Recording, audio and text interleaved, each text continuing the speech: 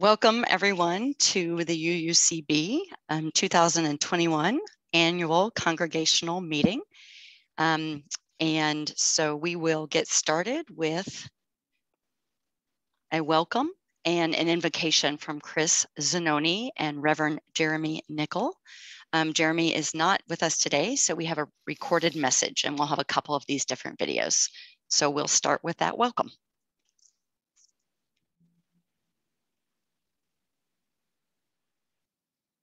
Good morning and welcome to the 2021 annual congregation meeting. Thank you for joining us today. When I was a child, I remember watching a show with my mother on television. It was called That Was the Week That Was, or TW3. It made me think of this, but calling it That Was the Year That Was. To say that this church year has been unlike any other is beyond an understatement. Together, we've weathered over a year of sheltering in place. We've experienced the second of two ministerial transitions in as many years. We've witnessed a national racial reckoning and a tumultuous election season. Most recently, our community was shocked by the horror of a mass shooting.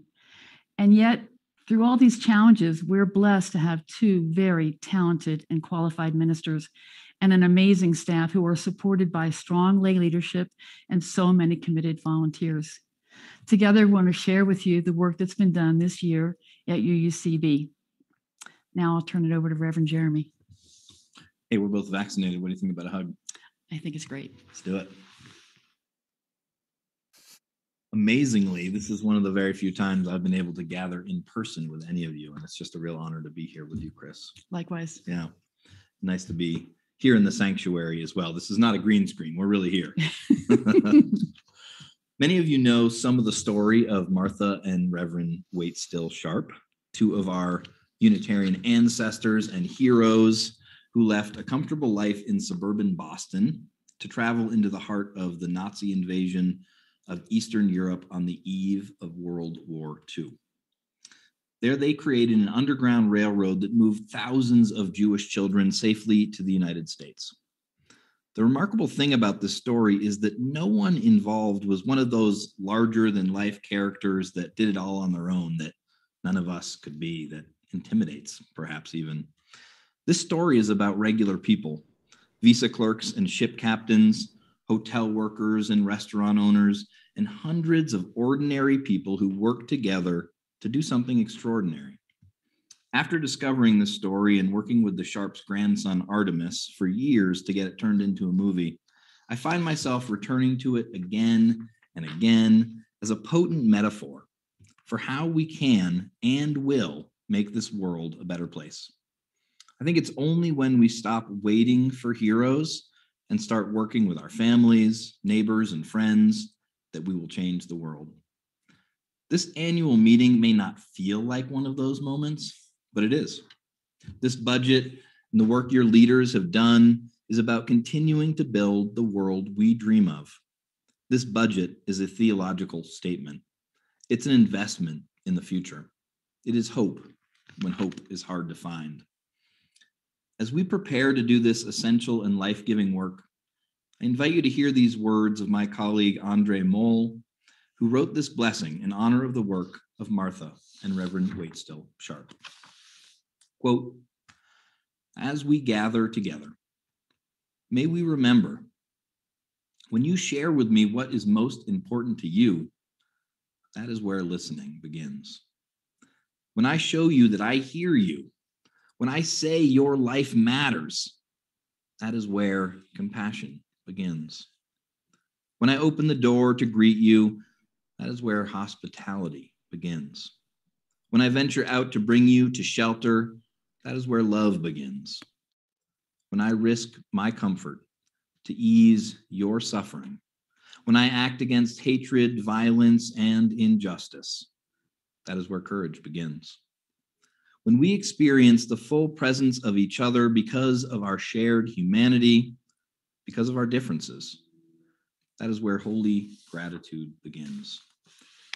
May this space be a table that is not complete until all are welcome. May this table be a space of beauty where together we create a series of miracles, and where all that we share is sacred. May it be so. Ashe. And let's get to work.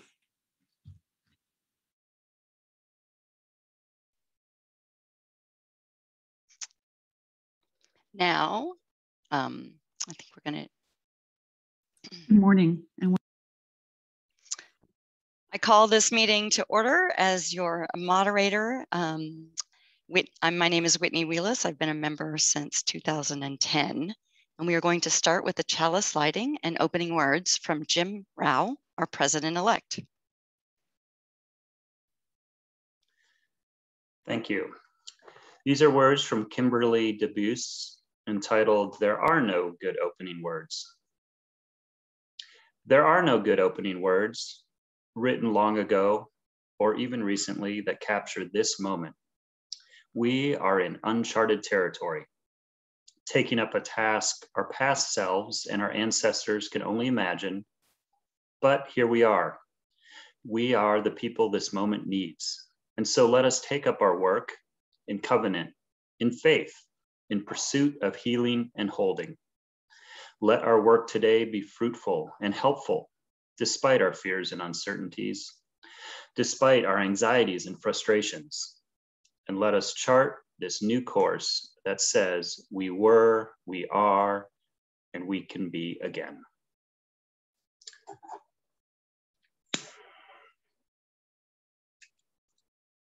Thank you.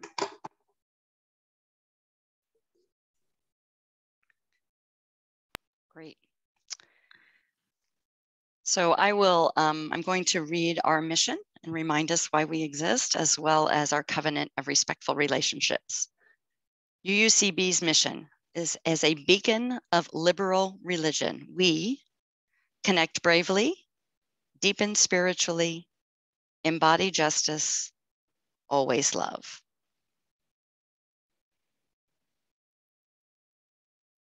I'd like to remind you of our covenant of respectful relationships that has been a part of our congregation for quite many years.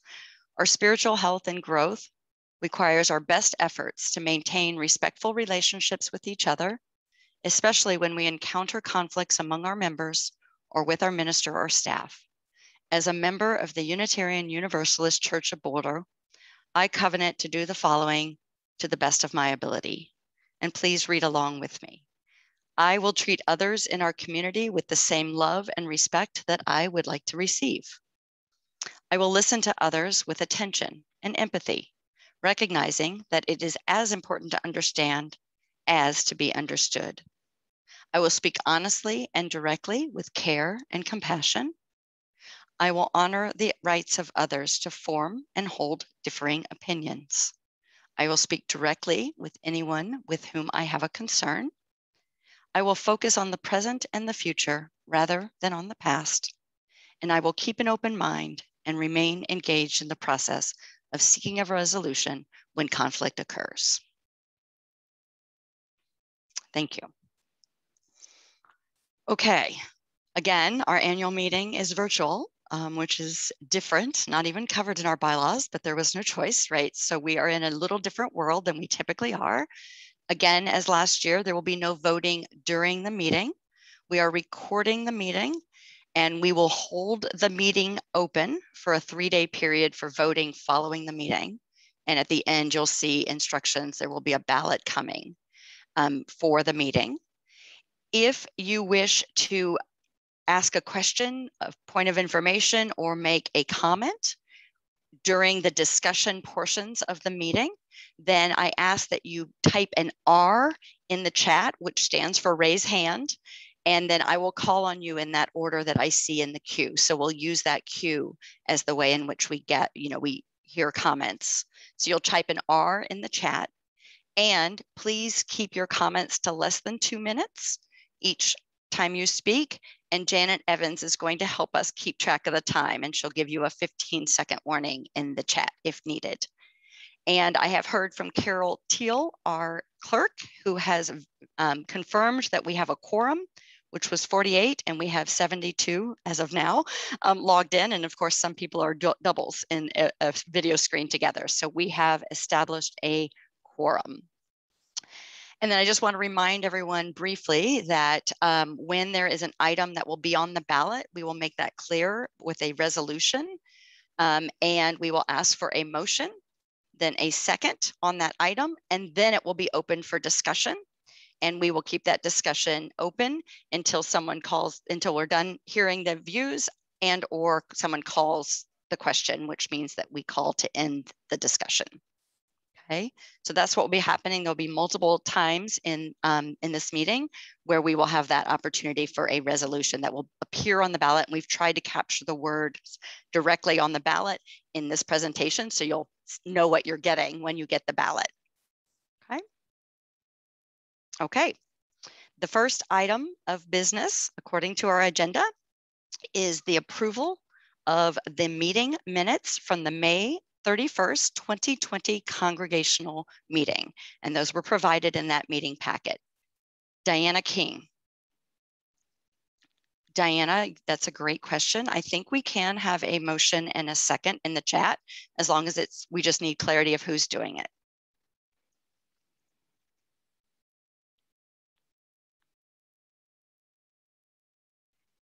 So do I have a motion to approve the minutes as written? Oh, so moved. Will Crop has moved. Do I have a second? Second from Diana King, second from John. We are set. Any discussion on this item?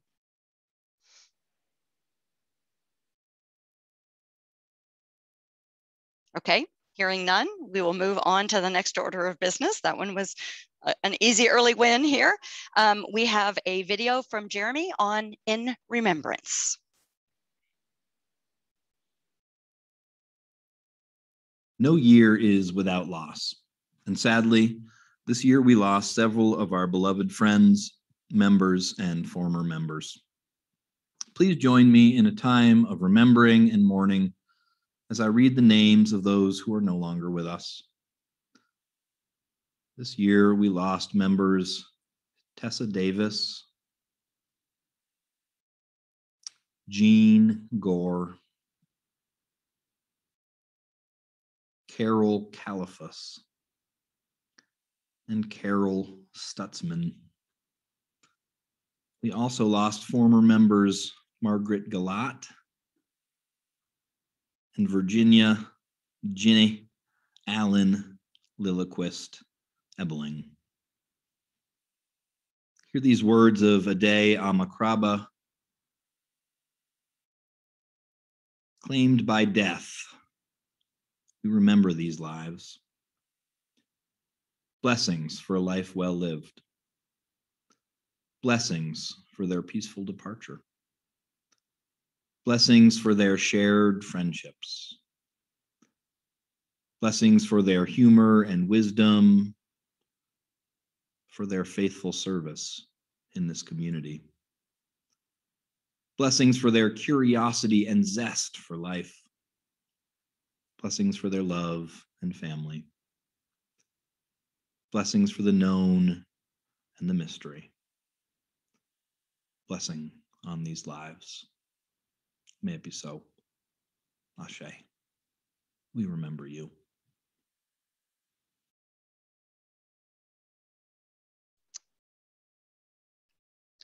I see a question in the chat from Diane about the meeting documents. They are available in the email that Amy sent.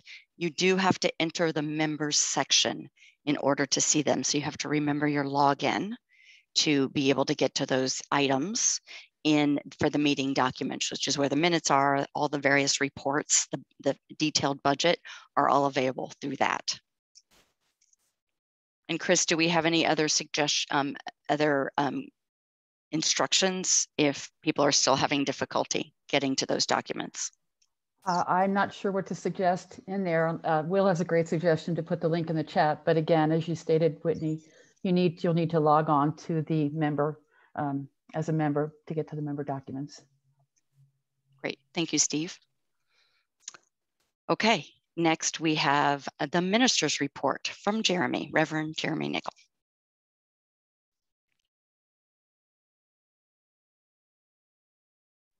Actually, no, it's going to be a little lighthearted video coming up next. I forgot. There's an interlude. Though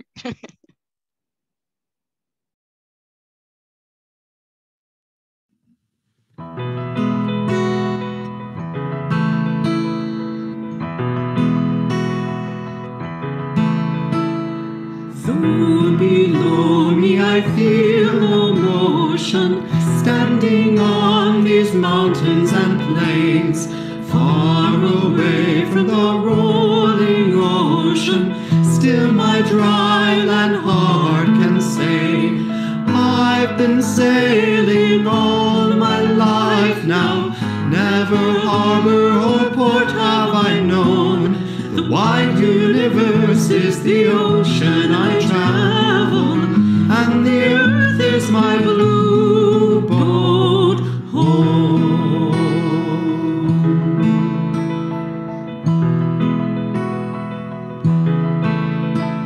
Sun, my sail, and moon, my rudder, as I ply the starry sea, leaning over the edge in wonder, casting questions into the deep, drifting here with my ship's companions, all we kindred pilgrim souls, making our way by the lights of the heavens in our beautiful blue boat home.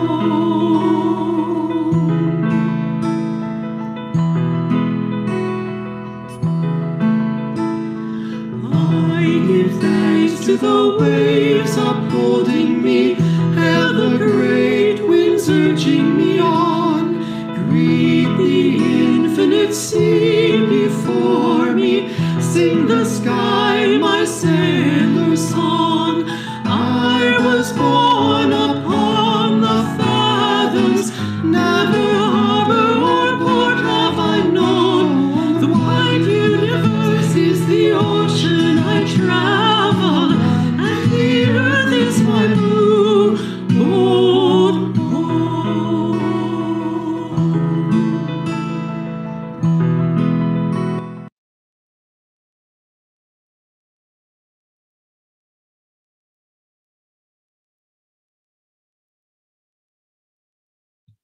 Hello, everyone. I am lucky enough to actually be in the same space as Reverend Dana so that we can share a little bit about our year together with all of you. So thanks for joining us.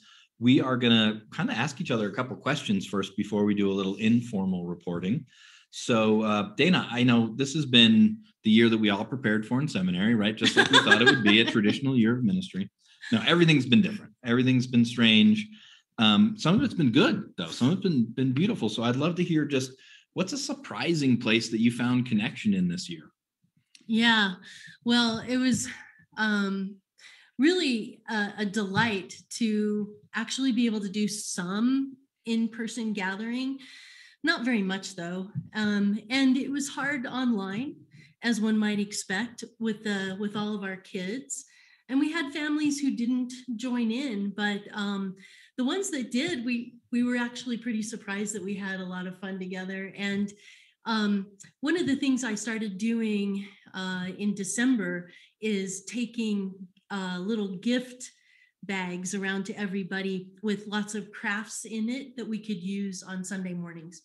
And so I intentionally drove around to everybody's house so that I could wave to everybody as I dropped off their little bags. And we did that for about 4 or 5 months. And it was just so much fun to drive up to everybody's house and send a quick text, I'm here, and drop it off. And the kids come out and wave to me. And that meant the world to me to be able to connect with them, just that tiny little bit, you know.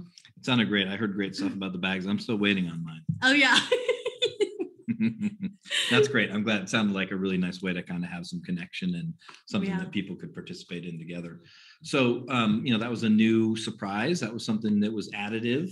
A lot was missing from this year, for being honest, right? So just tell me a little bit about what you really missed and what you're looking forward to getting back to. Yeah, I'm looking forward to, honestly, I'm looking forward to getting together with all the kids that we haven't seen and bringing everybody back together. But I'm also really looking forward to the conversations in the hallway, kind of the glue that holds us together, chatting about something out in the parking lot, hearing about somebody's new grandbaby or, how their garden is going, something, all the irrelevant stuff that you don't usually get to talk about when you're just talking on Zoom. Right. Yeah, so I'm really looking forward to that human connection that is not part of programming. Yeah. All that extra good stuff. Yeah. Yeah. So being able to, look in people's eyes and connect on a more human level. Yeah. Yeah. So, and we've started to do that. We had our maypole dance a couple weeks ago with all the kids, and they got to play on the playground, and it was really, really fun just before the storm moved in.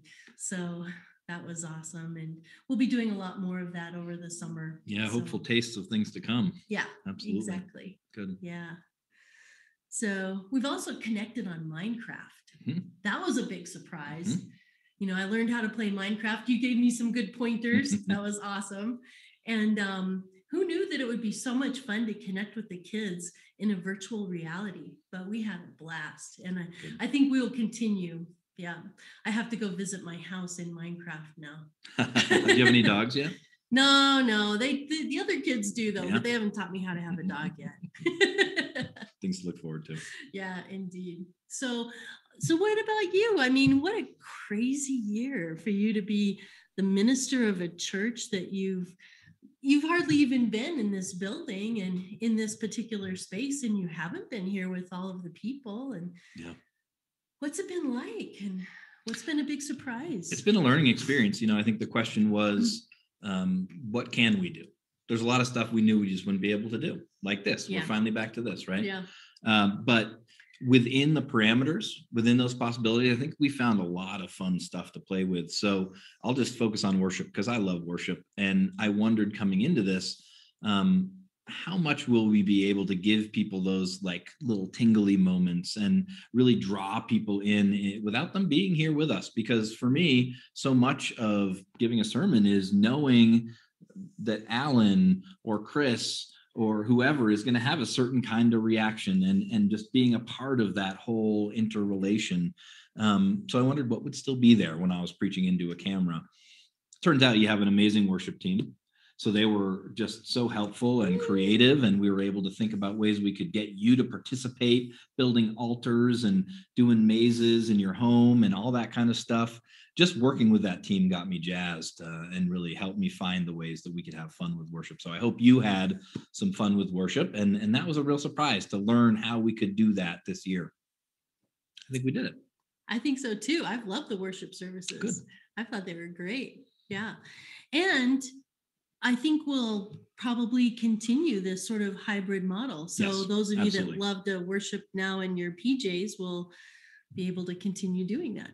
Yes, we will make sure that there'll be a robust option for those who want to be here in person as soon as we can do it. But all you who have discovered the beauty of worship in your PJs, yes, that will continue as well. We hope so. Indeed. Well, what do you think was like the greatest thing that you learned? Well, I think it would have been a great year for everyone to stop doing everything. It would have been really easy for people to not live up to their commitments, to not show up, to not participate, to just go into their little isolation hole. You didn't do that. I was so amazed by the leadership of this congregation, and that means the board, but also all the committees and the committee chairs and the task forces, the COVID task force that did so much good work for us. People showed up enthusiastically, and people came with beautiful ideas to not only get us through, but to make magic and beauty happen in this year. So I think what I learned was you people are as incredible as I could have hoped you were. And I think that bodes pretty well for when you're actually getting back to all this. You can take those learnings with you, and we can really launch this congregation off somewhere. I'm so excited to keep my eye on you from afar. Awesome. Yeah. We'll be keeping our eye on you too. Okay, good to know.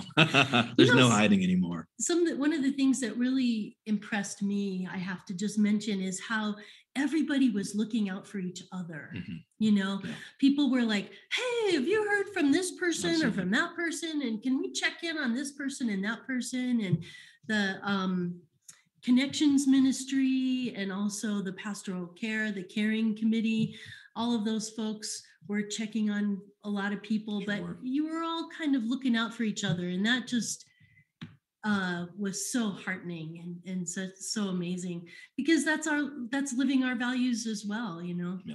Yeah, I mean, we say a lot that church isn't a building. Right. We had to live that this year, and y'all lived it. Y'all really lived it. And it'll be great when church can be a building again, a space to hold all that, but you showed it wasn't what it's really all about. So it's pretty nice. Pretty amazing. So I'm going to share just a few thoughts here. You can read my official minister's report. I know all of you will pore over every word of it in the annual documents that you will receive, but let me just give you a little flavor too. Honestly, my goal at the outset of this very unorthodox ministry was survival. Beset by pandemic and uncertainty, forced to meet only virtually, I wondered what would be possible, and hoped to at least deliver you to the other side of the unknown, alive and functioning. They weren't the highest goals, but that's where I started. What I found along the way was so much more. Volunteers that continued to show up with energy and creativity, yearning still for the connection that was possible, and focusing little or not at all on what we had to let go of, which was much. I found a leadership team deeply engaged in problem solving and already dreaming about how to relaunch when it was safely possible. This year was like no other, yet beauty happened. We still gathered to worship together every Sunday. We continued to support Ingrid and her family in sanctuary. People gathered regularly with Reverend Dana in anti-racist learning communities to deepen their commitment to change in themselves. And now, here we are, tantalizingly close to the other side, not back to normal, but ready to recreate ourselves and the world a bit better than we left it. I find this congregation, and more importantly, the humans that comprise it, to be inspiring and inspired people. While I will only spend 10 months as your minister, this experience will be outsized in my memory and heart. My time with you all grows short. My final Sunday in the pulpit will be June 20th, but know that I will always be keeping an eye on you. And as a fellow member of the Boulder community and a UU in the Front Range, I trust our paths will cross again. But rather than look forward, I am grateful for this moment to look back on all that we accomplished together through this weird year. Thank you for the trust you put in me, and may your next settled ministry be a long and fruitful one. May it be so. And I wish to pass it off to my awesome colleague, Reverend Dana. You want to share some words with the good people? Sure. And the first thing I want to share is a great big thank you to you, Jeremy, for coming and joining us at a very difficult time where we had no idea what was going to happen or how things were going to unfold. And you've brought a ton of grace and calm and wisdom, and also just the ability to take care of stuff and get things done.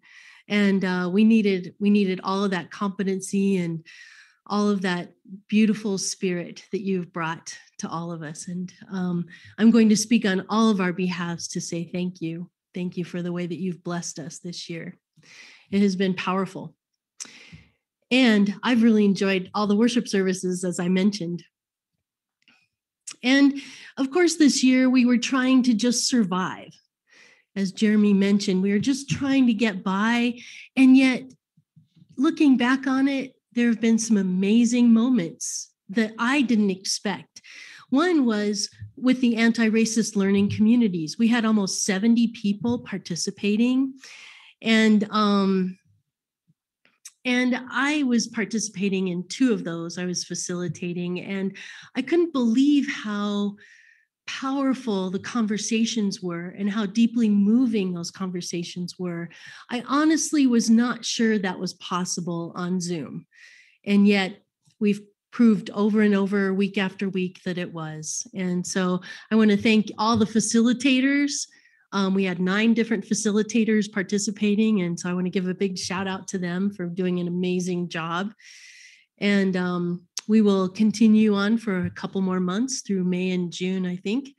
And I also want to thank Sophie Hughes, who's been helping teach all of the classes for the kids, for the preschoolers and some of the elementary classes, and Kitty Kaler, who's been working with our middle school and high school youth and engaging with them in lots of fun and creative ways, and just beautiful people stepping up and finding cool things to do. And we have a great family ministry team of parents that have had some great ideas and have come up with a lot of supportive ways to make this year happen and to get us through. So it became much more than just survival.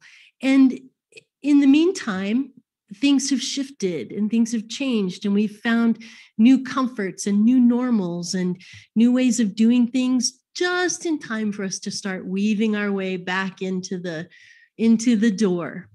We know that it's not going to be the same, but we're going to take the best of both worlds and create something new and amazing and wonderful that meets more people's needs at more of the time. So I'm looking forward to an exciting new year, and with a new minister. And I'm going to be sad that we're going to be not having Jeremy with us. So, but things are looking up.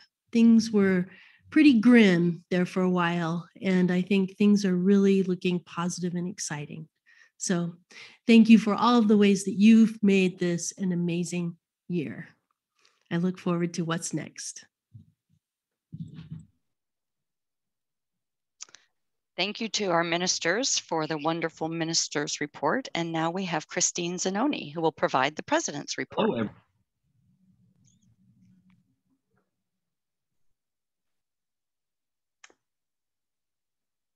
Good morning. I guess it's good afternoon. As I previously mentioned in the welcome, to say that this church year has been unlike any other is beyond an understatement. And yet, with all these challenges, we're blessed to have 2 very talented and qualified ministers and an amazing staff who are supported by strong lay leadership and so many committed volunteers. Through this time, we've stayed connected through our Zoom rooms. Together, we are doing the work of UUCB. This month's theme is story. And as I share some highlights of the work done in this year like no other, I ask you to consider the following question. What do we want our congregation's story to be about how we came through these challenging times? You'll soon see a link in the chat. Please click on the link and share 1 or 2 words that best describe that story for you. We want to hear what the collective story is for us as a congregation. I hope you see the link there in the chat. So here are some of the highlights.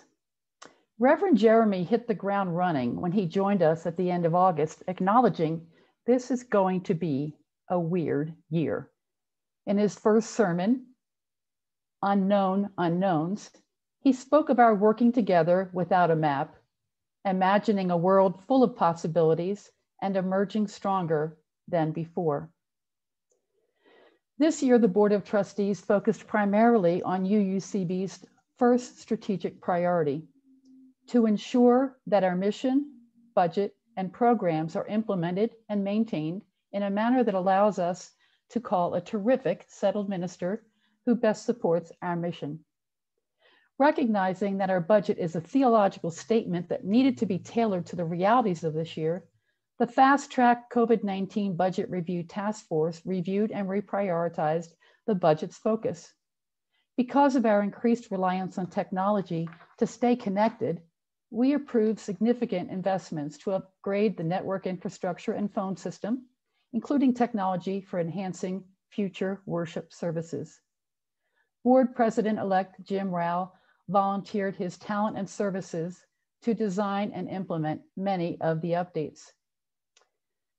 The board chartered the COVID-19 task force, which has formulated comprehensive phasing plans with detailed guidelines and procedures for when and how we will regather safely. The task force's work will be the basis of our planning for an anticipated August grand reopening homecoming. Past President David Hughes worked closely with the Endowment Fund Committee and Stewardship Council to update and further clarify terms of the existing endowment resolution, charter, and principles and procedures. Not long after losing our largest tenant, when Little Apples Bilingual Learning Center closed its doors in December 2020, we were contacted by the Blossom French Bilingual Preschool, whose director was very interested in renting the building. Before moving forward, we analyzed our history of working with the preschools that had rented our facility to identify lessons learned from our dependence on a single tenant for rental income. This has served to set the stage for a mutually beneficial business partnership with Blossom next year. Other accomplishments worth acknowledging, including recommitting our congregation to Ingrid and her family, conducting regular Your Board is Listening sessions after Sunday services, and increasing board communication via emails and articles in the messenger. We participated in Reverend Christopher Watkins Lamb's and Reverend Emily Conger's ordinations. Wasn't it a treat to see Christopher this morning? We supported the Loop, or the Longmont UU Presence Steering Committee's work, financially supported the newly established Mountaintop, a UU BIPOC community in Colorado, and we paid off our mortgage. And as you've no doubt heard by now, we'll be gathering again in 3 weeks to vote on calling a new settled minister, thanks to the hard work of our amazing ministerial search committee. Although the board's overarching focus is on governance, which includes policies and fiduciary responsibility, serving on the board has provided me with countless opportunities to appreciate the inner workings of the administrative and ministry work of this congregation. I continue to be amazed and inspired by your caring, creativity, dedication, energy, patience, and good humor. So many big hearts and helping hands, all your lovely faces. We are moving together forward, and we have a bright future ahead. We are grateful that you care so deeply about the work we're doing together to live our mission. As a beacon of liberal religion, we connect bravely, deepen spiritually, embody justice, always love. Thank you. Thank you. And we can look at the words love, joy, justice, resilience together.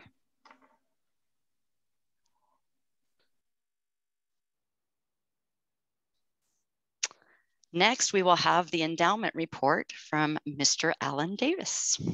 Hello, everybody. I'm one of the 3 members of the Endowment Fund Committee.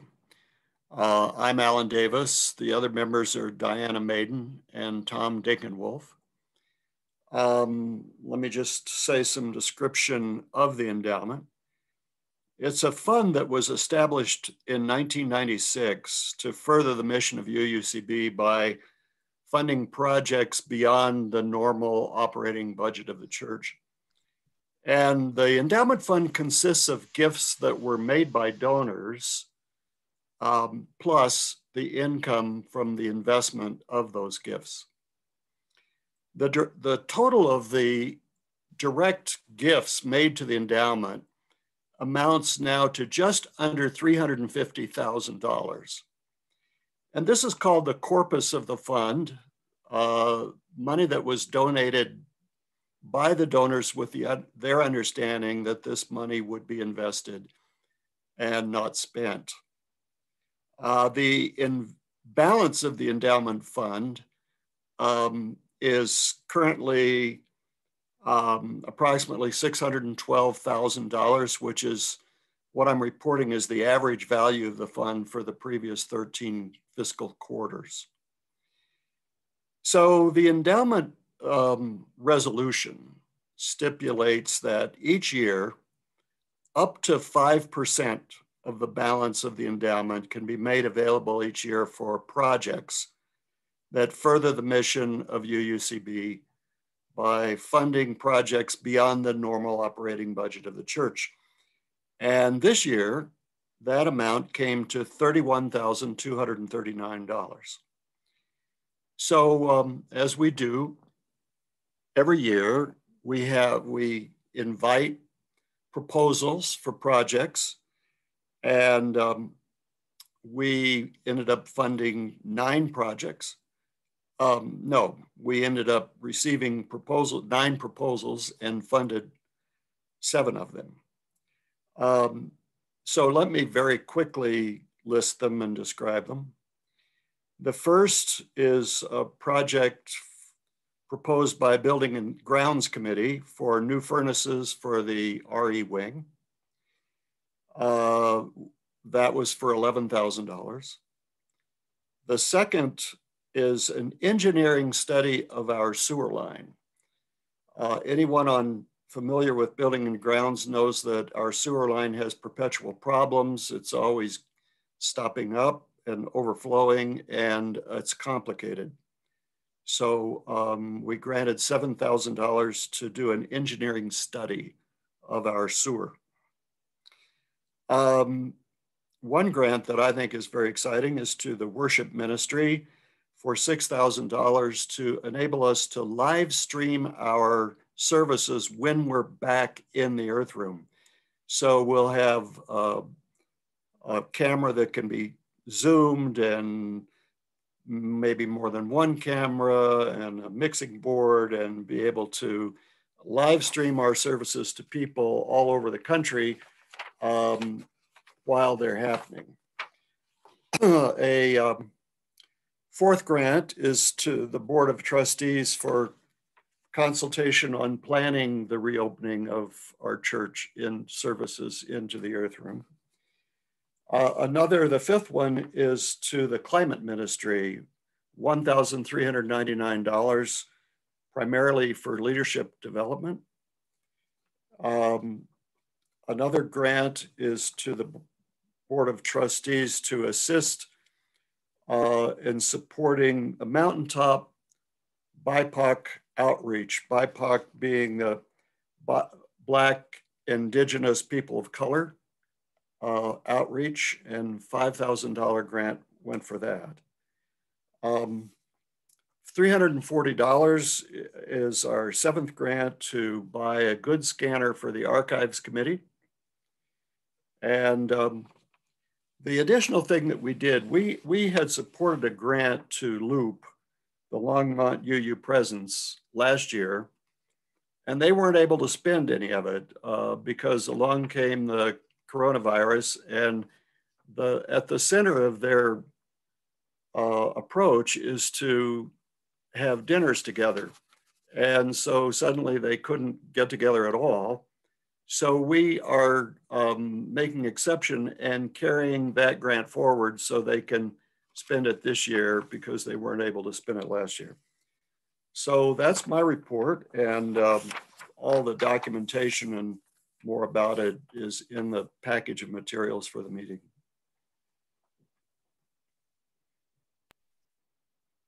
Thank you, Alan. And next we will get the Treasurer's Report and the presentation of the 21-22 budget by Burton Lee, our Treasurer. Hi there. I'd like to start by kind of giving an overview of where we've been during this current fiscal year. We started the year with the expectation that our budget was going to have we would be $102,000 of expenses exceeding our revenues. And a number of things have happened during the year that have changed that financial picture. And some of those include, as Chris had mentioned before, our ability to pay off the mortgage. We went into the budget year planning to only halfway fund our UUA contribution, and we're going to be able to fund the full amount at this point. Then the reasons that we were able to make these changes in our budget are really related to the Close the Gap campaign, which generated $34,000, anticipated to be a one-time event. And there were a number of non-pledge contributions that came in. And these contributions were from individuals who just recognized that the church has been involved in so many really good things that the disruption of just being able to be together and that type of thing. So there was $45,000 that came in on that basis. Then we also had some reduced payroll expenses, largely as a result of Beth's departure. And then we also had some reduced building and grounds expenses. And that's in part because we have not been able to operate in the building. So things, for example, like janitorial expenses are down considerably from what we had originally budgeted.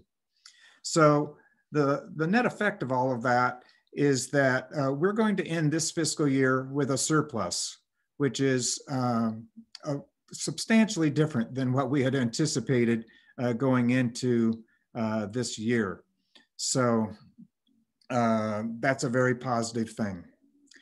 So looking forward to next year's budget, kind of divided this into two categories, one the revenue side and then the expense side. So on the revenue side, our pledge income is actually down from what it was last year by about $25,000.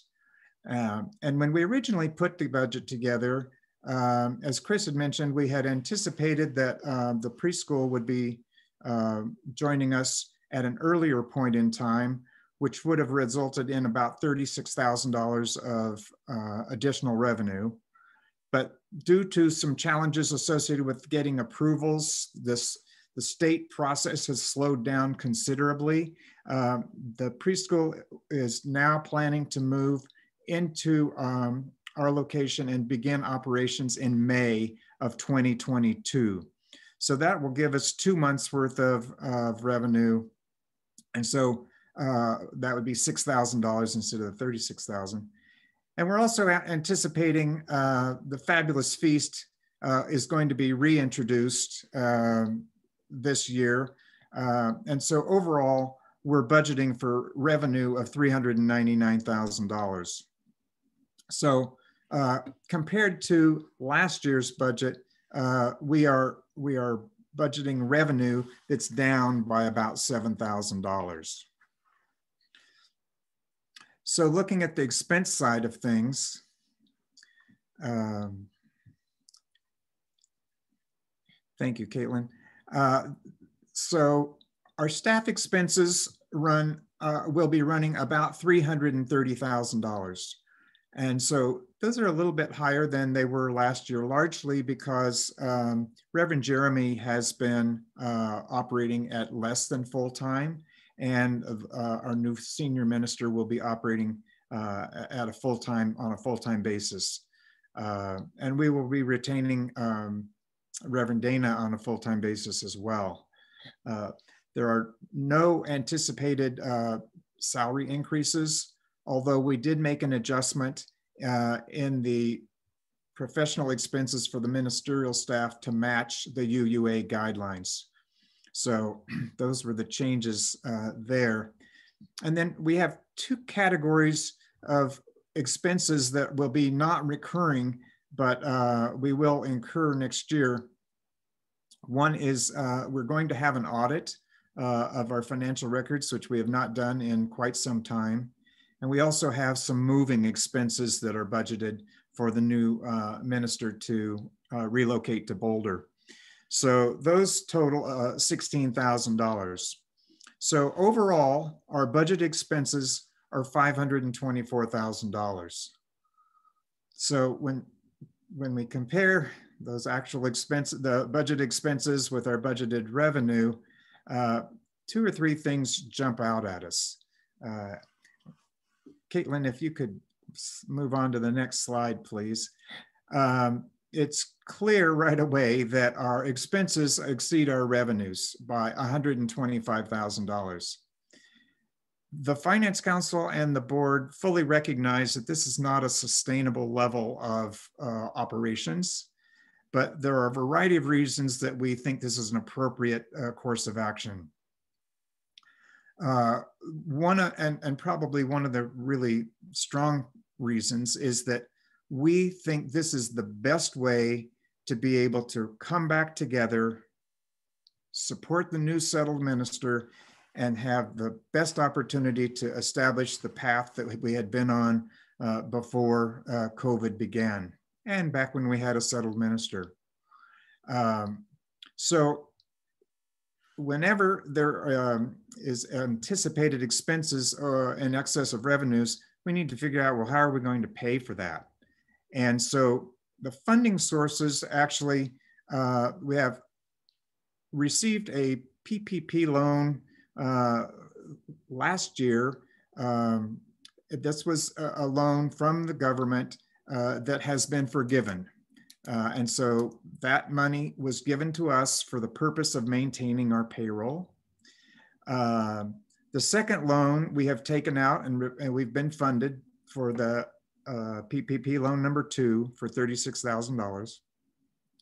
This loan, similar to the first loan, is for purposes of maintaining our payroll, as well as other expenses of the church.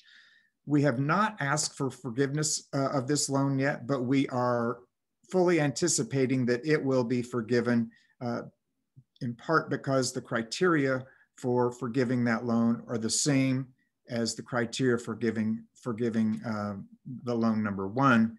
And I'm working with the bookkeeper to try to determine the best timing to submit an application for that waiver of repayment. There's 2 other categories that we're anticipating. The one is from the endowment fund one time, and then one's from the restricted cash fund. Let me reverse those in order as far as discussing them. The restricted cash reserve fund, the church has in years past had additional revenue that came in above actual expenditures. And so that money was put into a restricted cash reserve fund that was anticipated to be used during difficult times when we didn't have a surplus. And so a portion of the money is anticipated to come out of there. And then recognizing the perception that the church really is in our best interest to be able to fully fund the level of expenses that we have budgeted, the endowment fund came to the board and recommended that we trigger a one-time vote of the congregation that would allow for $25,000 of the endowment fund to be used to support the operations of the church. This is something that's never been done before and is not anticipated again, but that's what the endowment committee thought was in the best interest of the church, and the board agreed. And so that's what we have put in as a proposal for funding our deficit. So if we can go on to the next slide, please. Okay. So I want to address 2 different items with this particular slide. One is that trying to address the notion that we can't be in deficit spending mode forever. And so the first item is that with a new settled minister, typically you see an increase in membership, you see an increase in pledges, and momentum starts to shift to the other direction. And we anticipate that that's going to help here. Another category is just the idea of being able to meet together, just being more engaged and connected than we have been able to be in the last number of months is going to have a positive impact. As I'd mentioned, the preschool will be in supporting the budget at a $36,000 level instead of a $6,000 level that's in this year's budget. And then there's one-time non-recurring items of the audit and the moving expenses will not be in future budgets. So we are looking at what are the considerations that are going to allow us to sustain at the level of expenditure that we are as we move forward. So right now, based on the budget that's been presented and the funding sources for that budget, and I want to come back to that and make some clarifications as we move on in this slide presentation. But the projected cash account balances as of June 30th, 2022. So that's after the next fiscal year has concluded and the budget operates in the way that we have just proposed. We will have operating capital of about $50,000. We'll have operating reserves of about $40,000, and we'll have, which we do today, a capital fund of about $80,000. So we are in good financial condition today, and we will continue to be in good financial condition with the adoption of this budget. Okay, Caitlin, if we could just slide. So I want to make a distinction now that the ballot that everybody is going to be receiving, there is one element that is the approval of the budget. So the budget approval is what we need in order to move forward as a congregation. And it is independent of how we fund that deficit. The deficit funding is not a part of the budget requirement. I just wanted to present that information so that everyone could understand what the thinking is as to how we are planning to fund it. So that's one item, independent and unrelated to the second item that's going to show on the ballot, excuse me. The second item is, and this is just how they'll read. The first one is to approve UUCB 2021-2022 budget. And the second item is to approve an additional distribution of the UUCB endowment of $25,000 for use in the 2021-22 budget, which is greater than 5% of the fund's assets, but does not invade the corpus of the fund. In order for this funding mechanism to be triggered, there needs to be a 60% majority vote in order for that money to be available to be used to fund the deficit.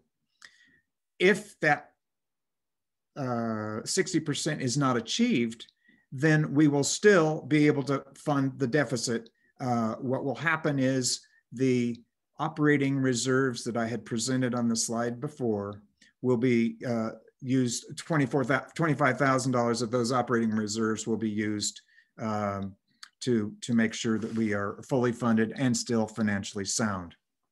So two separate unrelated items from a voting perspective.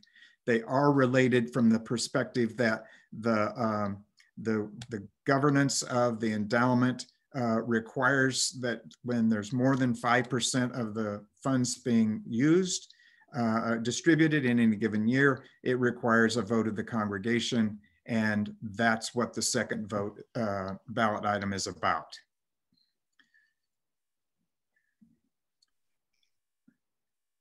Okay. Thank you, Burton. So I am looking for a motion for both of these items that will appear on the ballot. Caitlin, if you could go back to the previous, and then we can stop sharing in just a minute. So I need a motion for the approval of the budget and then a second.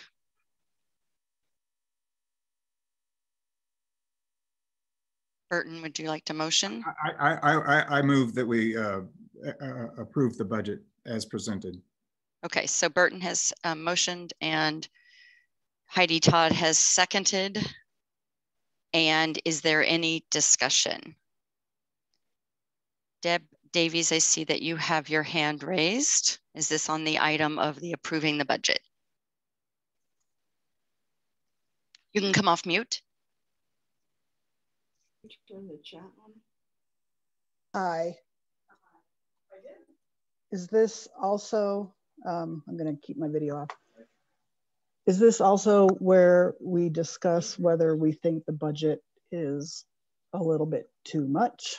A 30% deficit is a lot of money to be a deficit. Yes, this would be the opportunity to discuss, provide your thoughts on the budget, correct?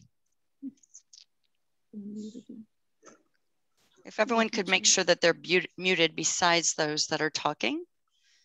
Debbie, so do you have any additional comments on that?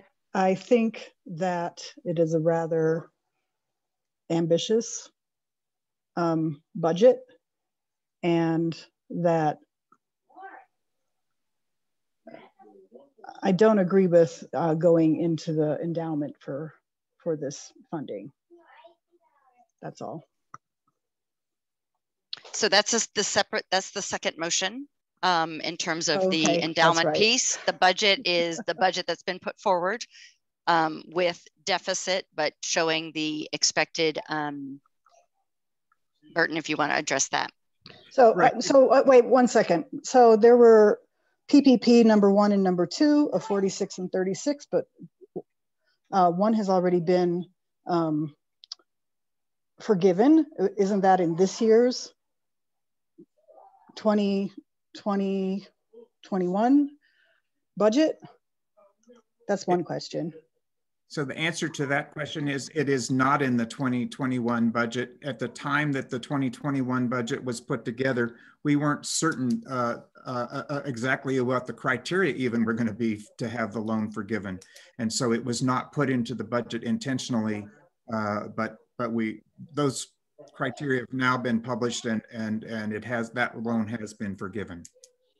Okay. Thank you. I think that's enough for me right now. Thank you, Debbie. That was Debbie Davies for those, Ellen, you were asking. Are there any other hands raised? You can do the R in the chat is probably the easiest way just to make sure I can manage the queue. Are there any other discussions on the budget?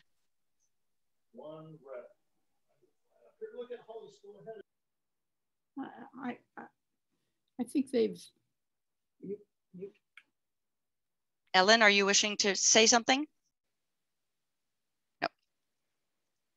Okay, I'm hearing, oh, Fred and Barb, I see your hand raised. Thank you. Please come off mute. I'm just curious if we've given any thought how we're going to replace some of Beth's responsibilities, especially due to membership. I don't know if Chris or Burton, who's the best person to answer that?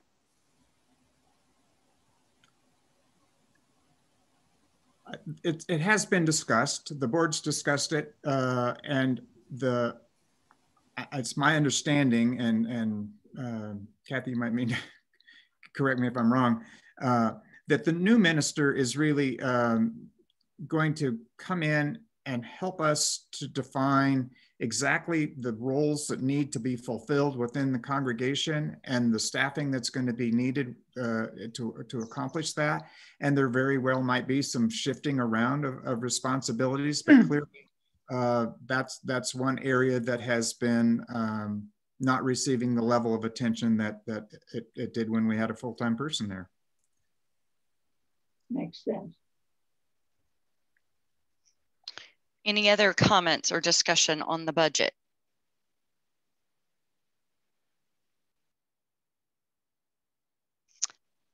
Okay, hearing none, we will close that topic. And is there a motion on the second? Oh, Jenny Fitpeister, do you have something on the budget discussion?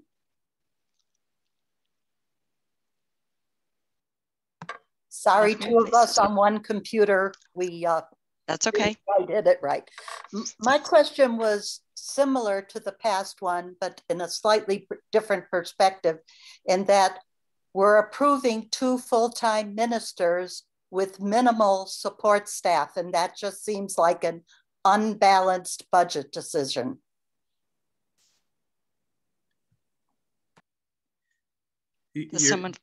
Go ahead, Burton. You're absolutely correct. That is the case, and one of the things that we felt uncomfortable in doing is making that full staffing set of decisions when we have a brand new settled minister coming in. We didn't know what their skill set was going to be, their preferences, and we fully anticipate that there will be some rebalancing that will occur after he has a chance to get settled in and learn a little bit more about both the staff and our congregation. But you're right, it's not in the best balance. Thank you for that, Burton. Oh, Caitlin, are you? Yeah, sorry, I don't have my chat up to put an R there. No worries. So I just want to mention that Share Our Plate was cut to 6 recipients this past year, and it's been brought back up to the original 9 that we have been doing. Do you think that's a good idea, or should we keep it at 6? That's just a, you know. I can express the general sentiment there, both the Finance Council and the board, relative to that topic, because both groups discussed it. And the thinking is, one, that it's an important part of who we are, is to be able to share our plate, and the reestablishing the 9 months worth of sharing is important. And the second aspect is that there is some understanding, I don't know whether it's documented or anecdotal, that the more participation that that we have when we're together sharing our plate, the overall additional funding that comes in through that source. And so we're likely to see more in those months that we are not sharing, just because we're more accustomed to sharing. And so that's really the thinking that caused both groups to want to support increasing, going back to the 9 months, which was our historical level.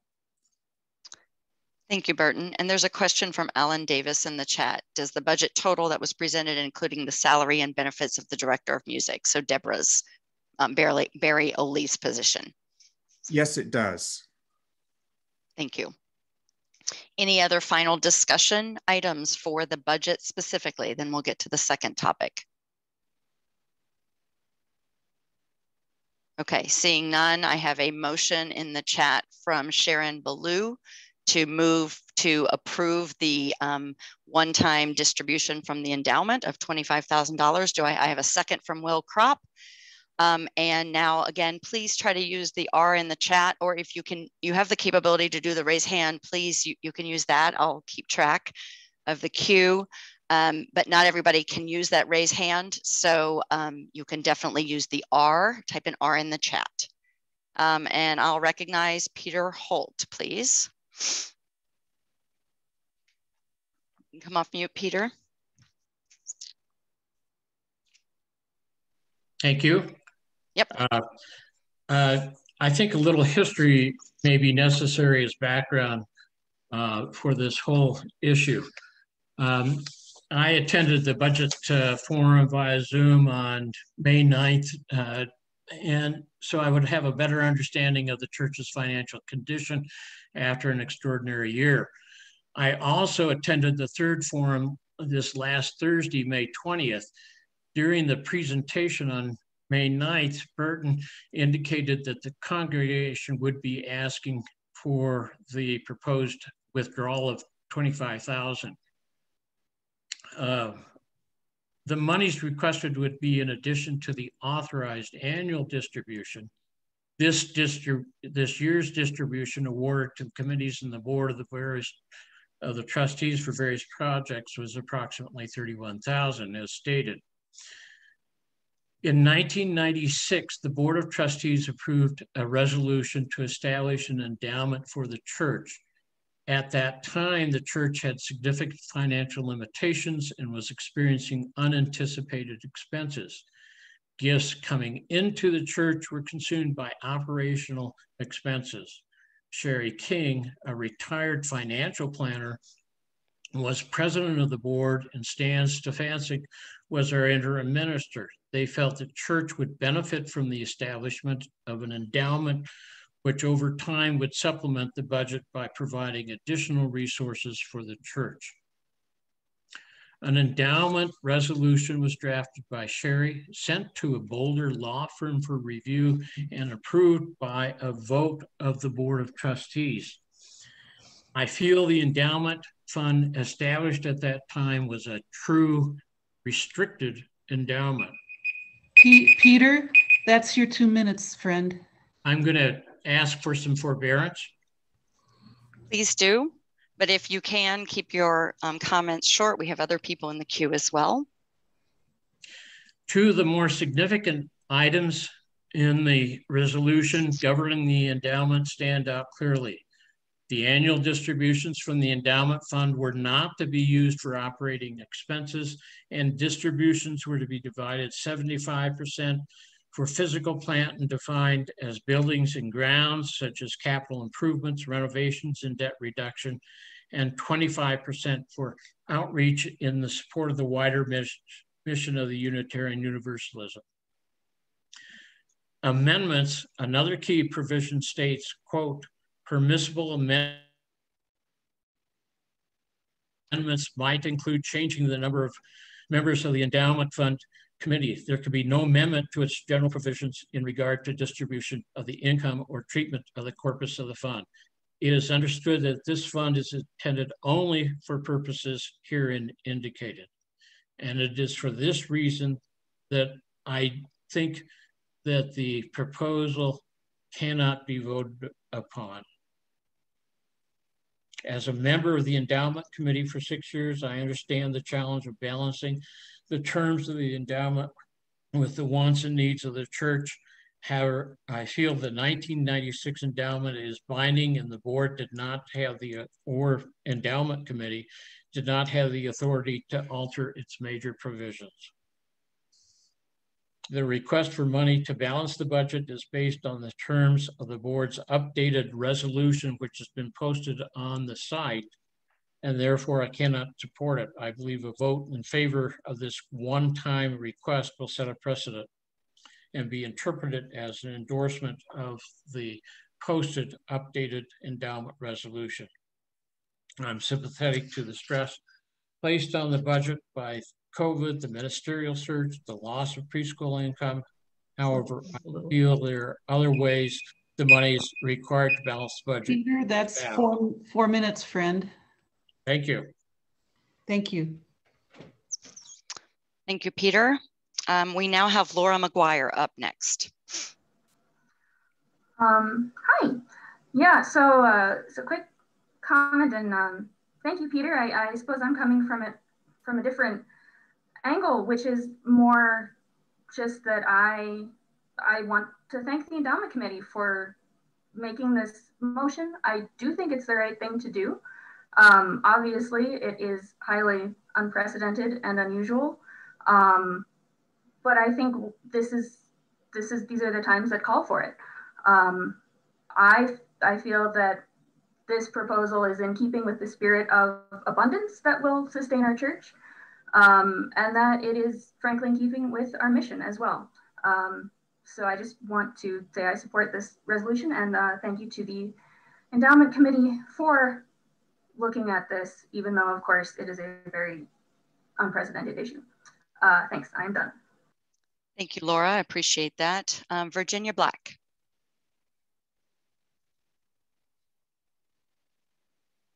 Jenny? Yes, I had to unmute myself. I'm sorry. No worries, it's always hard to find it. Okay, can you hear me now? We can hear you.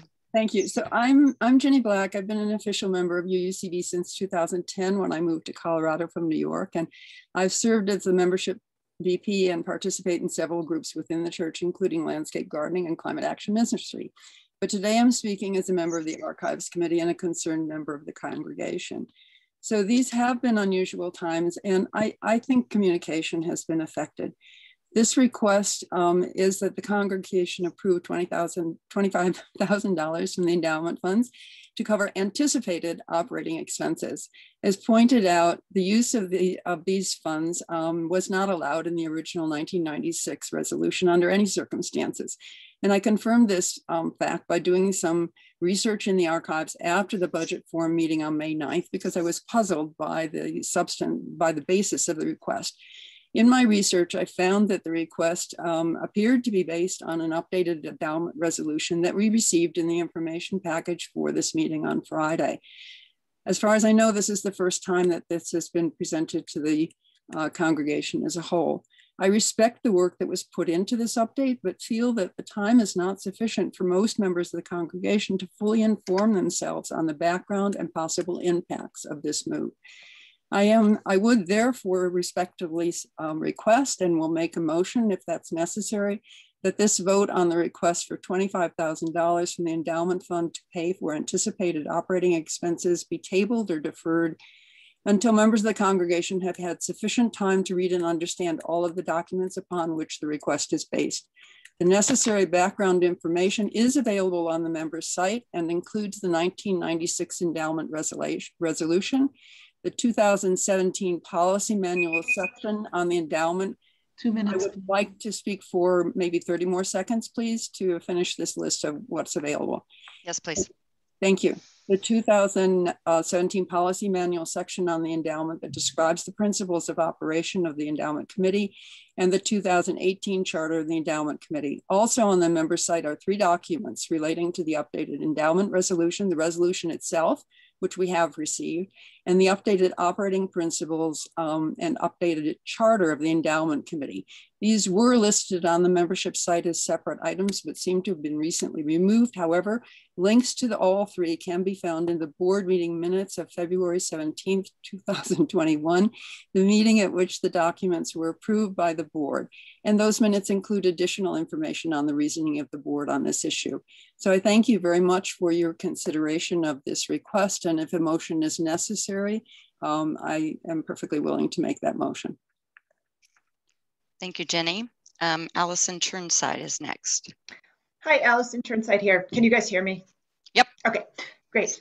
I have a question. Should this pass, would the intent, and maybe this is not answerable right now, but would the intent be then if we had surpluses in future years to refill the endowment?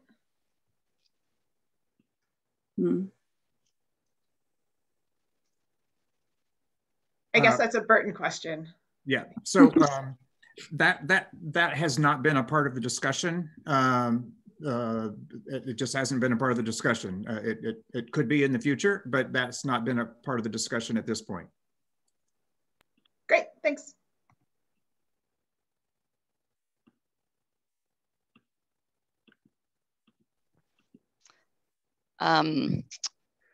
Chris, I wondered if you had any other, if there's anything else you or Burton needed to add, and I don't see any other idea. Oh, I see Jim Rao, I'm sorry.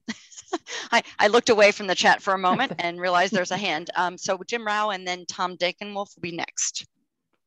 Yeah, I wanted to just jump in and address something Jenny said, which isn't quite factually accurate. So the resolution, which was worked on with the endowment committee and the board task force, was actually circulated in the Clearlight Messenger. And there's links to that that's distributed to the membership, is also part of the board meeting minutes. So there has been quite a bit of time to view it. This was done very early in the year, independently of any anticipation of needing to use it. And then I guess speaking from, a few different hats here, I'm a member since also 2010 and upcoming board president. I guess my take on it, and I look at these times as being so extraordinary. And if I map this to, my financial situation, to others' financial situation, you don't go into your long-term investments typically to make ends meet, but these are extraordinary times. And you know, as a financial advisor would say there are appropriate times. And I would sort of counter and say in some ways it's irresponsible to be sitting on a nearly $750,000 endowment and not be willing to spend a little bit of money for very good reasons to maintain our continuity and start the year very strong next year. So I feel like being overly concerned about rules written by a board in 1996 with $1,000 funding that endowment should somehow bind us 25 years in the future. So,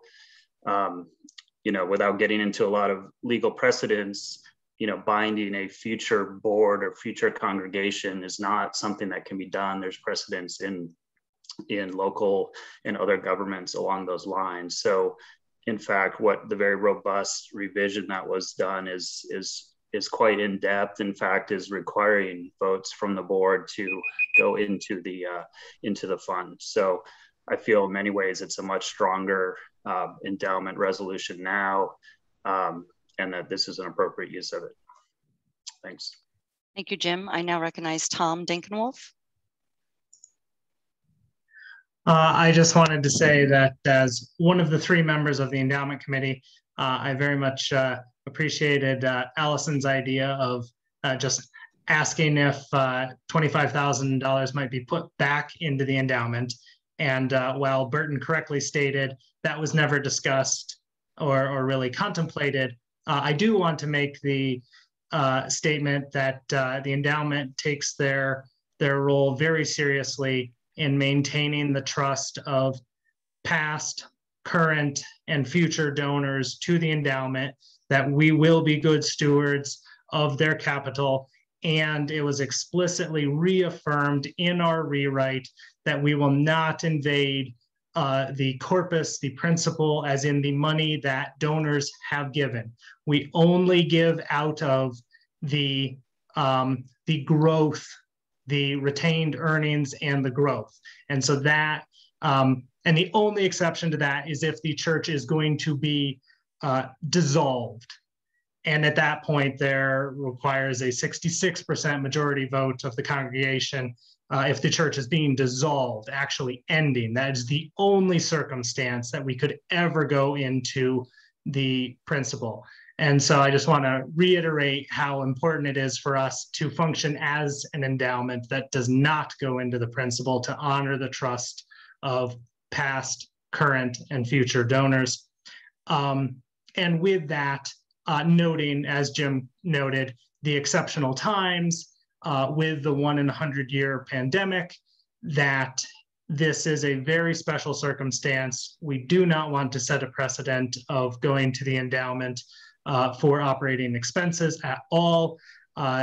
So this is an exceptional time period, and it is our way of sharing the great stewardship over the last 25 years that we are in a position that we have retained earnings, and we would very much appreciate future donations to the endowment in the future. Thank you. Always that plug. Nancy Holt.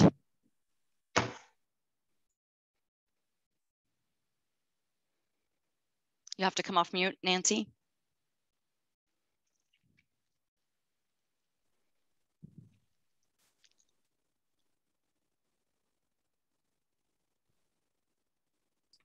Okay, got it now. Now we can hear you. Thank you. Sorry No worries.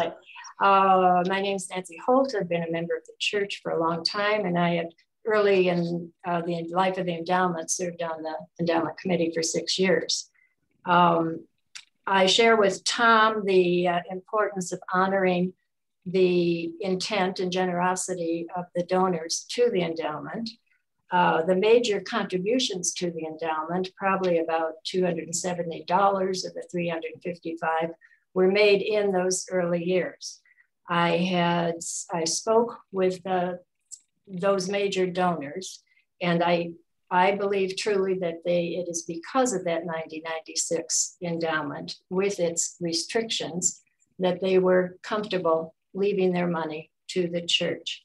I consider it personally, I have a personal obligation to honor those donors, and I feel it is a breach of trust between the church and those donors to alter the conditions of the original endowment as is done in the updated version. I actually don't agree with Jim. My understanding is that we have a restricted endowment, a true restricted endowment, and that according to the terms of the Colorado version of the Uniform Prudent Management of Institutionals Fund, that's a mouthful, the updated resolution was not permitted. I think we needed to follow the conditions set forth and the process outlined it in that UMFIFA Act. And I'm not sure that that was done. I think, oh, please, 30 more seconds. Okay, 30 seconds. I believe that in order to, I have sympathy towards a more open endowment, but I believe that in order to accomplish that, a new second endowment with the changes that would allow dipping into the endowment would need to be made. If there were a new endowment, future donors could change between the philosophies of the two, and the breach of trust issue would be addressed. I think that's all the time I allowed. I did have other thoughts. Oh, one other thought was a question for the treasurer, and that's, were other things, other means of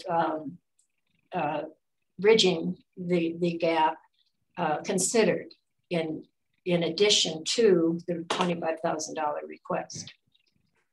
So Diana, I will come to you next, but I'm going to ask if Burton would like to answer that question specifically to him. Sure. So the answer is yes. We have a operating reserve fund that has accumulated over time as a result of years where there has been surplus revenue over expenses, and that is another mechanism for funding this $25,000. Thank you, Burton. And I think there might be other ways that the deficit could be obtained if there were time for further discussion. There was discussion about the possibility of another secondary fundraising effort in the fall of the year, similar to the Close the Gap campaign last year, but pretty not really any momentum there because of the concern that it might become an annual event. And so certainly there's a variety of possibilities. The endowment committee proposal is one that was discussed and seemed to make sense for all of the reasons that have been forwarded, and so that's what the board has gone with, and that's why this is on the ballot, and it's also why 60% of the membership has to agree in order for this to move forward. And that was an intentional safeguard that was put into place. I appreciate that. There are 4 other funds that are restricted in usage, but not in, can be dipped into. Were those funds considered as a partial solution to the deficit? Or was a loan, a one-time loan, which is thinking out of the box and trying to meet the stress that's being put on the board, loan to the endowment? That's probably similar to the question of could the endowment be paid back? And we do have other people in the queue. So Burton, if you could answer this, and then I have a comment about Jenny and the motion on the table, and then we'll come to Diana, and then I have George Brandon after that. Burton? So Nancy, as far as other mechanisms that might be available, it was acknowledged that there are other possibilities, but they were not discussed in depth. Thank you. So I know that there's a motion to table this discussion, and there has been a couple of seconds. The problem is we have no way to vote. So I'm not sure how I can handle that because we are not voting at this meeting. And so I don't see any way other than just putting forth people voicing their opinions on this proposal, which is to use that $25,000 from the endowment fund. I don't see any way to table it because we don't have a way to vote because we're not voting on anything today. So I'm going to continue on this discussion. I would encourage us, we've been here an hour and a half. I would encourage us to make sure that we're making the points around the proposal and providing new information into this discussion. I have Diana, then George, and then Jenny or Hilton. Hi, this is Diana Maiden. I'm one of the 3 members of the endowment committee, and I think there are a couple points of clarification. It was the endowment committee that went to the board once we realized once we learned through the budget forums that were held after services that there was a significant budget shortfall.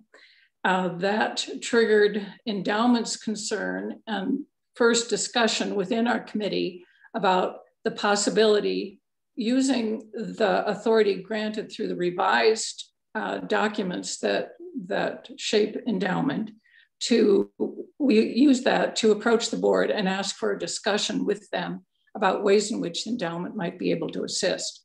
There were some core principles that we wanted to maintain. First of all, that the corpus, of course, could not be entered into, that there had to be an extraordinary need because of circumstances to even establish a discussion between endowment and the board to consider ways that we could assist. And also we believe still that the board actually does have the authority, since the board in 1996 was the governing entity that approved the original documents that structured the endowment. The current board also has equal authority, and through that discussion with stewardship, the board and endowment revisions were made. So based on those revisions, and those discussions were held many months before the budget process even began, we began to discuss, endowment began to discuss with the board ways in which we could help. We believe this, it raises the question, what is the purpose of the endowment fund? It's 30 seconds, please. Yes. It really gets to the core of what the funds, well invested, secured over the years, can be permitted to do, and what is its mission, what is its purpose. And we believe the purpose of the church and the purpose of endowment are actually very consistent. It is to support the health of the congregation and the church. So I'll end. I agree with Jim and with Tom in terms of how this process evolved and the ability and the willingness of endowment to assist the church in this fashion for its future growth and strength. Thank you. Thank you, Diana. We have George Brandon next, and then Hilton and Jenny, and I'm trying to work with people who knew Robert's rules a little bit better than me behind the scenes to figure out what we can do next, but we'll hear from those two and then we'll move from there. So George Brandon, please. Trying to George. Oh, Mary's going to mute the other one. No worries. Okay, there you go. George Brandon. I've been a member of UCB since 2006. I served on the board for 6 years. I was president of the congregation for a year. I've been active on other committees of the church throughout that time. The year the restricted, it was originally called a cash flow reserve fund, was established, I was one of the contributors of money that helped establish that fund in its original balance. I anticipate through things that have happened in the past where we made commitments to leave legacy gifts that I'll be contributing to the endowment fund as well. I support Peter's Peter Holtz and Nancy Holt's take on this use of endowment money.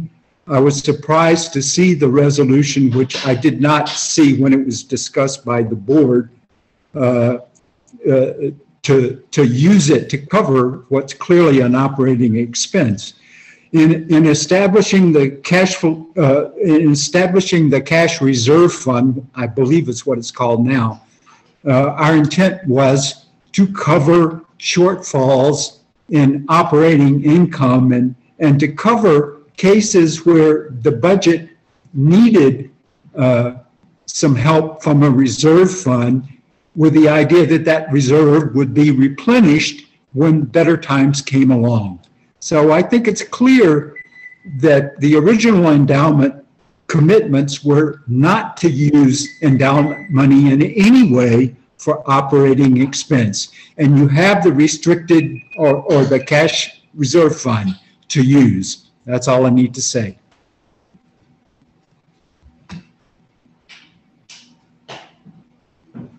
Thank you, George. We have Jenny and Hilton. Actually, you're going to get Jenny. And I just wanted to say why I think it should be tabled. I'm a person who tries to pay attention to the messages that comes from the office to our computers.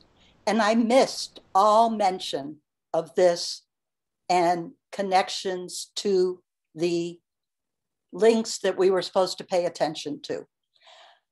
$25,000 short in our whole budget is not a lot of money. There's a chance we'll come up with it anyway. And if we just table it for 6 months, we'll know better if we really need the money or not. And we'll have a better opportunity to explore our options in person when it's easier to attend finance committee meetings. I even felt those weren't very well publicized because they were put in. I missed all of those and I was looking for them. So my point is that tabling will not hurt the budget and will give more people an opportunity to think about ways to solve this problem. Thank you. Thank you, Jenny.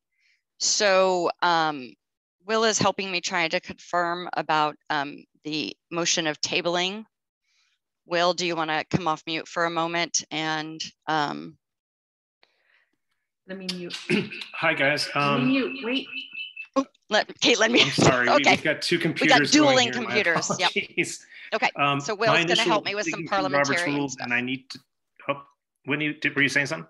No, I was just saying that Will is helping me behind the scenes because we don't have our typical parliamentarian, which would be Ted Burnham here. Oh, okay. Yeah, I was looking through Robert's rules, and I think one of the definitions is useful here is that this is a point of information more than anything else. Tabling, used to postpone discussion until the group decides by majority vote to resume discussion. By adopting the motion to lay something on the table, a majority has the power to halt consideration of the question immediately without debate. This does require a second. Okay, so what I understand then is that and I'm sorry I didn't know all the rules. This is a volunteer position as the moderator, so lucky me. We had a motion, we have a second to table this discussion, which would then, pause it until majority rules down the road.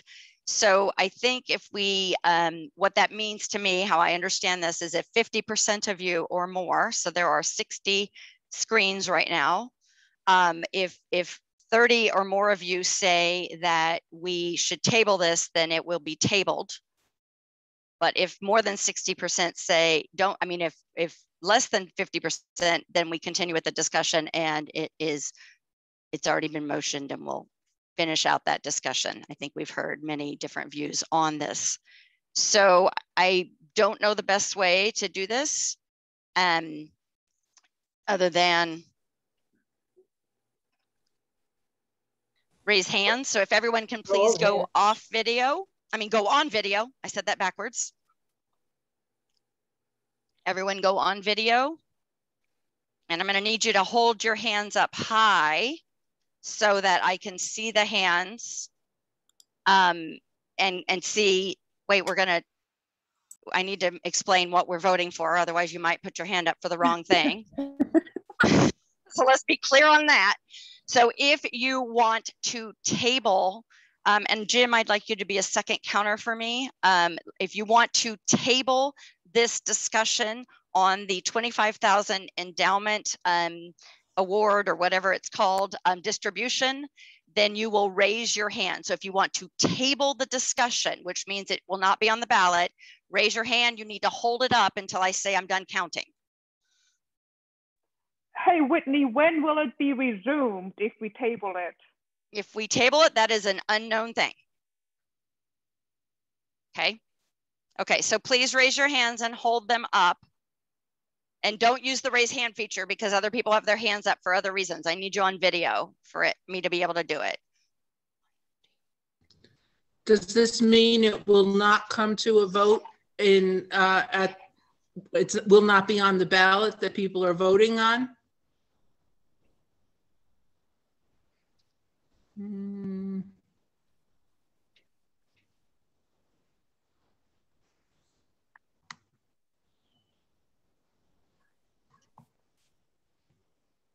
So I want confirmation that you're raising your hand to table, right? Okay, and if I don't see you, then you're voting not to table. I'm counting again. I have a number. I'm counting again. Jim and Carol Teal, if you can count as well.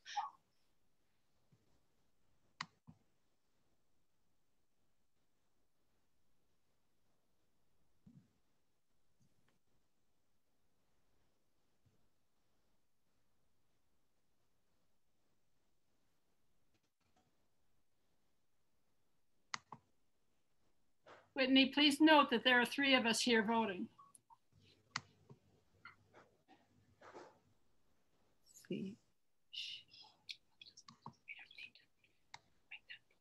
Okay, I have, okay, the numbers, the people appearing in the screens keeps changing, which is not helping me in my number counting. It will be tabled until the board chooses to pick it back up and bring it back. So put your hands up again and no one move their hands because every time you talk or change, the pictures change and I can't count them. Could you make a list or read off the names of who you're counting? No, there's like 85 people here because there's multiple. There's 3 people in one room and 2 people in another room and some are voting and some are not voting for it. So hands up if you are voting to table.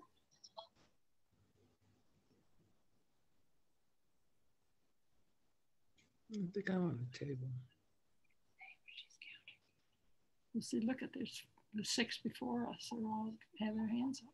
Okay, you're not on mute, whoever's talking, just so you know. I need someone to count all the people in the screens as well, because that number is also different. Because there's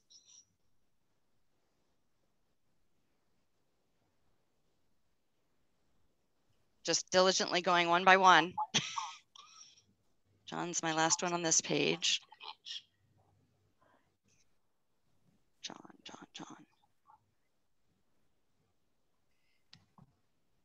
We have seven, sorry, Jim and I are conversing across the room. We have 70 people total. Does that include the doubles? Okay, so Jim has counted 70 people. I count 29 people who wish to table. That does not pass. The table. I did the best I could, people. Okay, the discussion continues. And I know I have, the people I know are on the list are Virginia and Deb Davies. If you did not want to speak, you may put your hand down.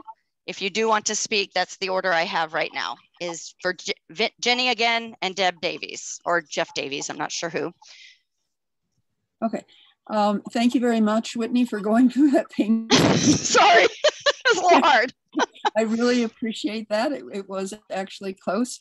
So I just want to say that if you feel, so it's my perception that if you feel that this really needs more discussion, that you could not vote to pass this, and then discussion would come up. Okay, so that's correct, Jenny.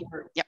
For taking that to the group. Thank you very much. You're welcome, and I'm sorry I didn't do it earlier when I didn't know the rules, but now I know better. The rules are complicated, and thank you, Will, for your reading of them. Yes, thank you. Okay, Deb Davies or Jeff Davies?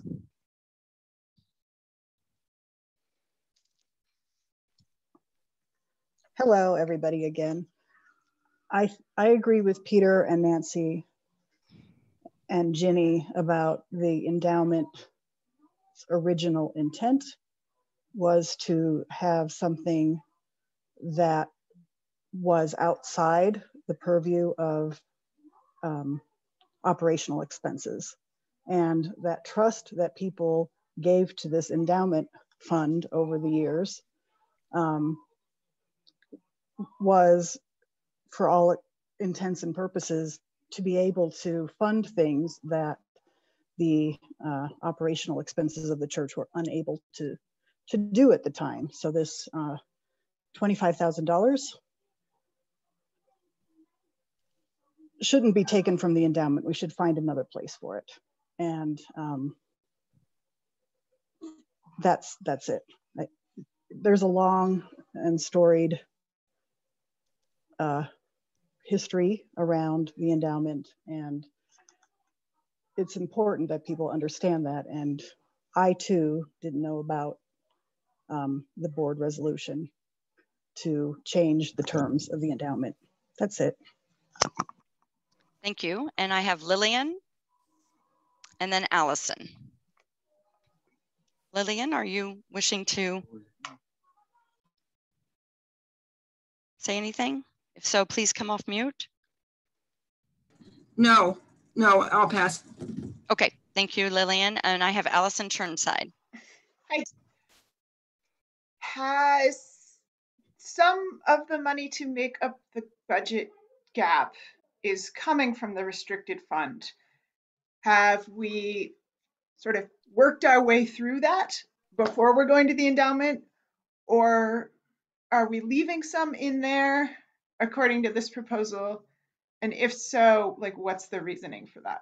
Because it seems to me like it would be a good idea to like work our way through that and then dip in. Burton, do you want to address that? Yes, so it sounds like there's two questions. The first question is, are there sufficient funds in the cash reserve fund for covering this portion of the deficit? And the answer is yes, there are.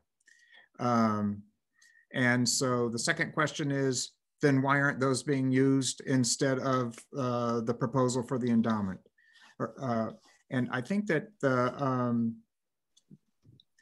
my understanding, and I'm not, my understanding as sitting on the board when the proposal was brought to the board by the endowment committee, is that the endowment committee saw this as an opportunity to bolster the concept of why the budget deficit is so high.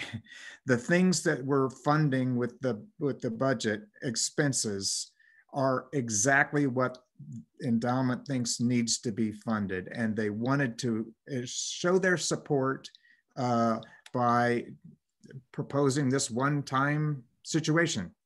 And so the board discussed the scenarios and agreed that it was an opportunity through these difficult times that we've come through to be able to do just that.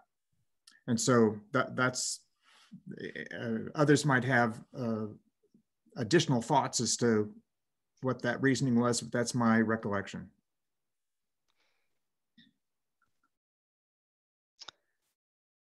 I have Lillian, and then I have Diana Maiden, and then I have Nancy Holt. And I would again encourage us to make sure that we're bringing up new information. It's been an hour and 50 minutes. So anyway, we can move to close the debate if needed, but first we'll hear from Lillian, then Diana, and then Nancy Holt. Actually, I just want to say that I favor using the reserve funds over the endowment. So. Thank you, Lillian. We have Diana Maiden. Hi, I'm here. I think it's helpful to understand that the process that finance and the board has to go through to use. So the endowment, if we were to, always would require under its current structure, a vote of the congregation to go beyond simply our grant making purpose, which makes any use of endowment funds much more cumbersome for the board than using the restricted reserve funds, which really is driven by the board and finance in terms of as it's looking at its budget.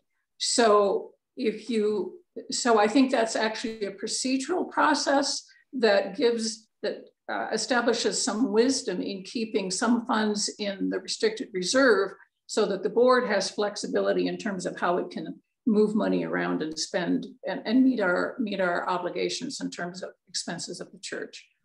That's all I had to say. Thank you. So Nancy Holt is next, and then we have had Fred in the queue next after that, and it's the call to question, which is a call to move to end the debate. Nancy? Andy, your hand went up after Fred's call. No? Okay, then we have Andy in the queue and then Fred. Nancy? Yes, I wanted to point out that the updated resolution passed by the board allows the appreciated value of the basic corpus as it is being defined to be removed from the fund at any point.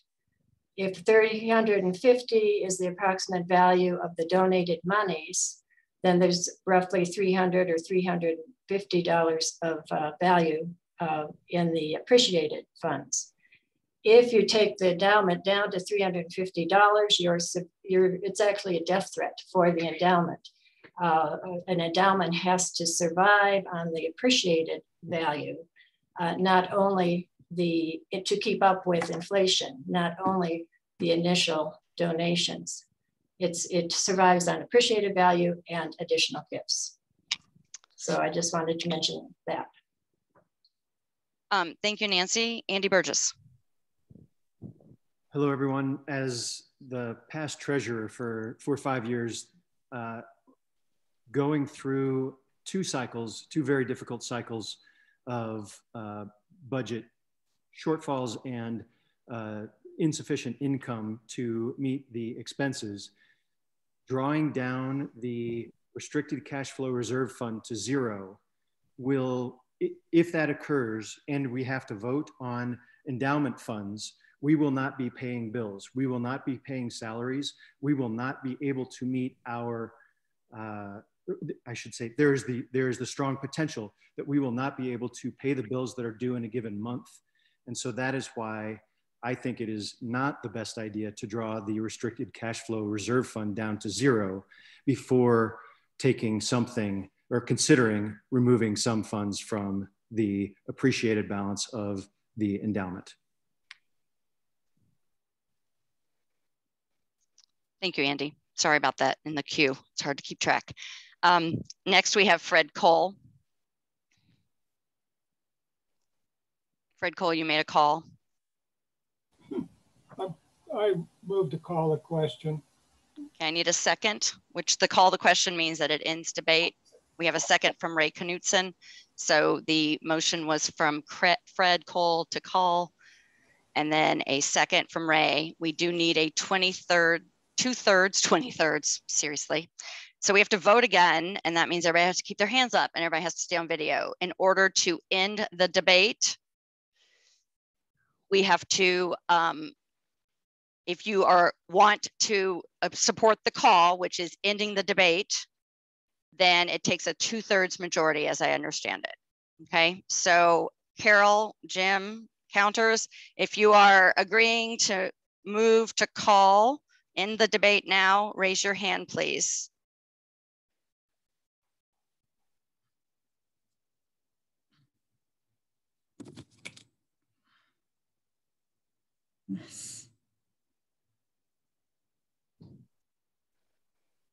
Ellen Cott's group, are you guys raising your hand to end the debate?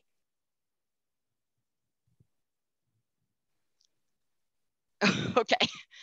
I'm looking, so far I'm seeing very few no's, so I'm assuming, I'm just going through all the videos that I can see. There were probably only, I didn't do a strict counting, but I only saw about 8 no's. So the debate is ended. The question has been called. Thank you. And I really appreciate everyone's patience with me, not knowing what I'm doing around parliamentarian procedures. Okay, that will appear on the ballot, those 2 items. Thank you for the discussion, and thank you for everyone, respectfully having a conversation. And we have one more item. Luckily, this is all goodness, I hope. So we have Ray Knutson from the Leadership Development Committee, who is going to present our slate.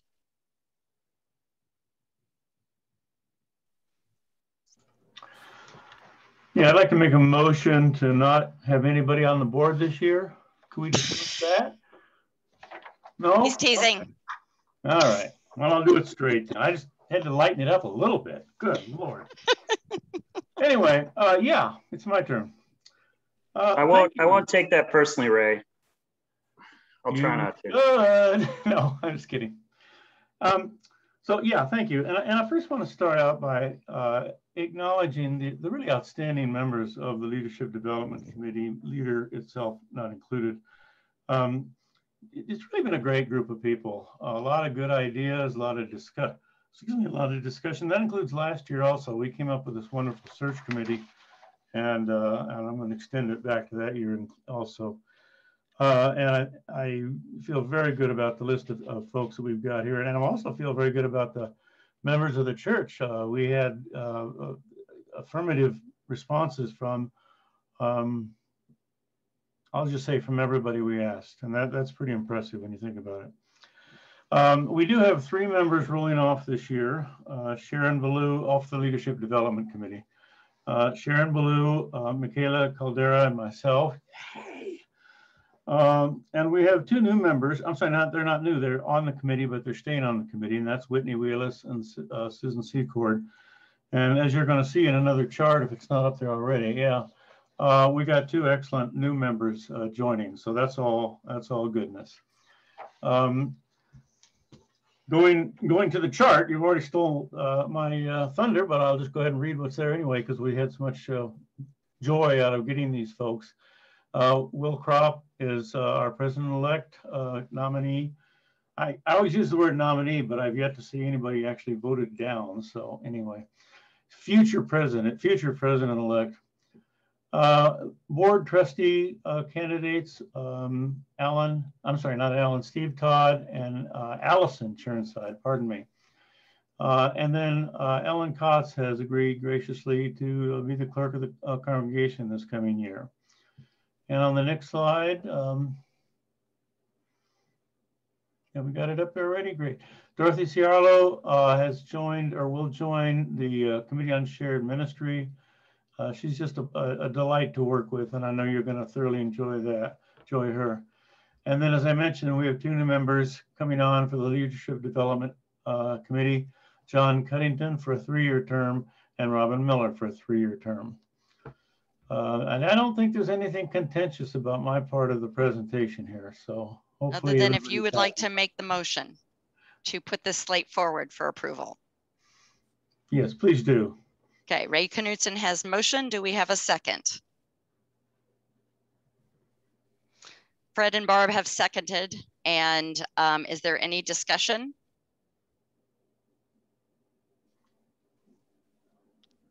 This will also appear on your ballot. So everything that we have shown you should be the same wording. So I believe, let me go to my agenda. I believe that we are to Chris Zanoni. Many thanks.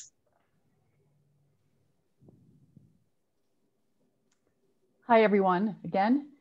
As we begin emerging from the pandemic and are nearing the end of this church year, I want to thank several people who've shared their talents, time, and treasure with us.